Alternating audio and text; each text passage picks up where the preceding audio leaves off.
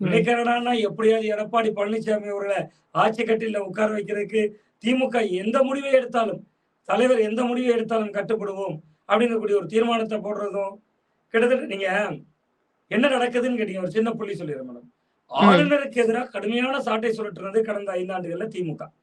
ம். ஆளுநர் விவகாரங்கள்ல கடுமையான பாய்ச்சலை நிகழ்த்தினாங்க.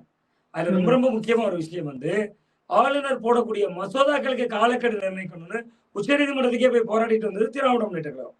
அந்த ம். ஆளுநர் எதிர்ப்புல ரொம்ப தீவிரமா இருந்தாங்க. ம். திருநெல்வேலியில எம்எஸ் யூனிவர்சிட்டியில ஒரு பட்டமளிப்பு ம். விழா நடக்குது. ஒரு திமுக ம். நிர்வாகியோட மனைவி, இந்த ஆளுநர்கிட்டயே நான் ம். பட்டம் வாங்கணும்னு மேடையிலேயே அத நிராகரிச்சுட்டு வர்றாங்க.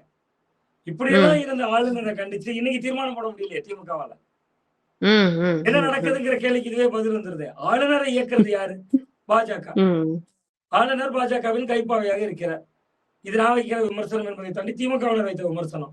ம். இன்னைக்கு ஏன் இந்த ஆளுநரை கண்டிக்க மாட்டீங்க?